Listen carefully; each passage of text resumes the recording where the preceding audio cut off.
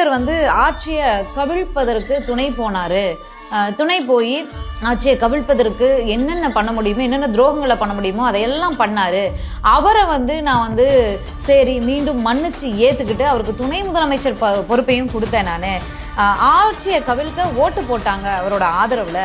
புனிதமான இடமான அதிமுக தலைமை அலுவலகத்தை காலால் உதச்சி இடித்து அதை வந்து சேதப்படுத்தினாங்க. அவங்கள மன்னிக்க சொல்கிறீங்களா?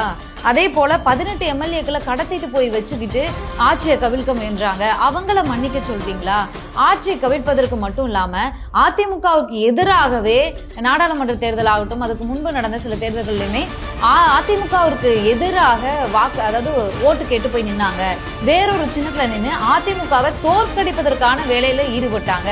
இன்னொருத்தர் வந்து வேறு கட்சி அமமுக அப்படின்னு கட்சியை ஆரம்பிச்சு அவர் வந்து அதிமுகவுக்கு எதிராக அதிமுக ஆட்சியை வீட்டுக்கு அனுப்பாத, அதிமுக ஆட்சிக்கு வந்துடவே கூடாது, அதிமுகவை வீழ செய்யணும் அப்படிங்கிற நோக்கோடையே செயல்பட்டு வராரு.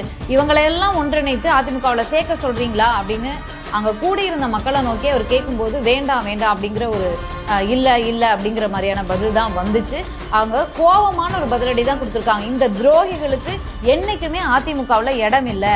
இவங்கெல்லாம் வந்து இதோட அதிமுகவுக்கு எதிராக கைக்கூலிகளாக, சிலனுடைய கைப்பாவைகளாக, கைக்கூலிகளாக செயல்படுறாங்க. அவங்களுக்குலாம் அதிமுகவில் இடமே இல்லை. இவங்கெல்லாம் நடுத்தெருவில் தான் நிற்பாங்க, அட்ரஸே இல்லாமல் போயிடுவாங்க. இப்படிங்கிற அளவுக்கு ரொம்பவே காரசாரமா பேசியிருக்காரு எடப்பாடி பழனிசாமி அவர்கள்.